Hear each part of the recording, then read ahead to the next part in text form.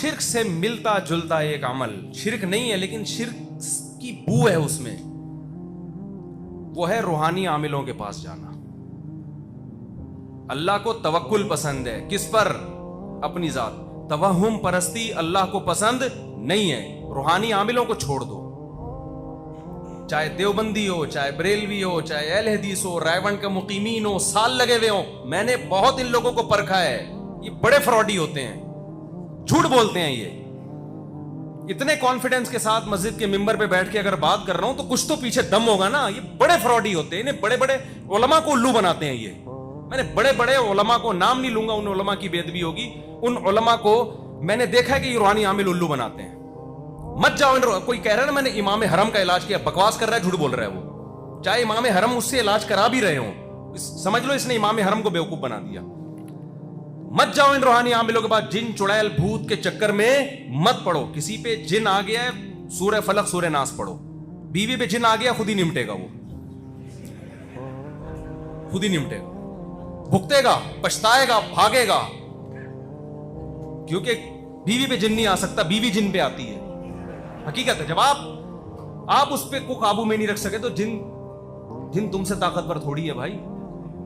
ایک آدمی کو آ کے بتایا کہ میری بیوی پہ جن آیا، اس نے خود ہی بھگتے گا۔ ایک آدمی کو کسی نے آ کے بتایا کہ تیری بیوی پہ جن آ گیا ہے، اس نے کہا بھگتے گا خود ہی، پنگا خود لیا اس نے۔ ابھی کراچی میں طوفان کا خطرہ تھا نا، خطرہ نہیں تھا بہت زیادہ، تو کسی نے کہا کہ اپنی بیوی کو چھت پہ بھیج دو، طوفان کا مقابلہ طوفان ہی کر سکتا ہے،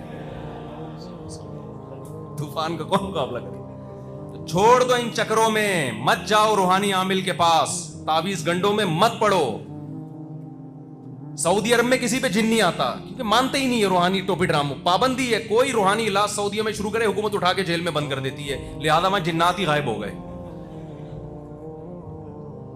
شارجہ میں ایک پٹھان میرا دوست 15 سال رہا، کہہ رہے میں نے ایک جن نہیں دیکھا، گاؤں میں آئے ہوں تو ہر دوسرے پہ جن چڑھا ہوا ہے۔ میں نے کہا اس لیے کہ روحانی عامل بہت ہیں وہاں پہ، دبئی میں جن نہیں ہے، شارجہ میں جن نہیں، اور اب پاکستانی جانے لگے ہیں علاج کرانے کے لیے عربوں کا، اب وہاں بھی چڑیلیں آئیں گی۔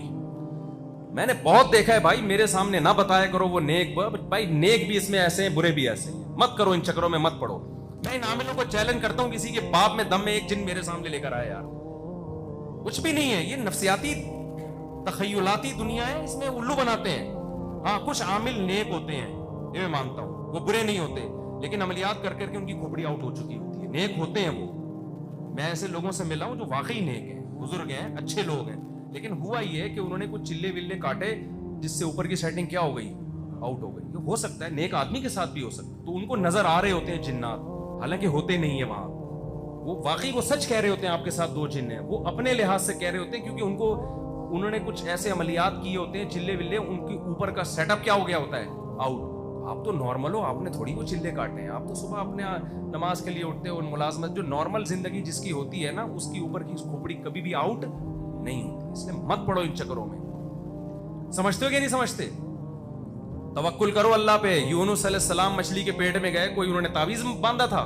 تعویذ کو میں حرام نہیں کہتا، جائز سمجھتا ہوں، بشرطے کہ شرکیہ تعویذ نہ ہو، شرکیہ تعویذ نہ ہو، حرام نہیں ہے تعویذ۔ میں آپ کو توکل سکھا رہا ہوں کہ مت پڑو ان چکروں میں۔ جو تعویذ گنڈوں میں پڑتا ہے، میں نے کبھی اس کے مسائل حل ہوتے ہوئے نہیں دیکھے، اس کے فلیتے پلیتے، ایک تعویذ یہاں آئے گا، ایک ادھر آئے گا، اس کے ایک انگوٹھے میں دھاگا، ایک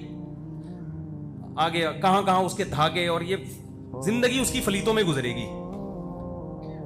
میرے اللہ نے مجھے اتنی اولاد دی، مجھے اتنے گھر دیے، تو مسائل ہوں گے نا ہمارے ساتھ بھی، کبھی نہیں فلیتے پلیتے اور ان چکروں میں۔ ہمارے حضرت تو فلیتوں کو پلیتا بولتے تھے،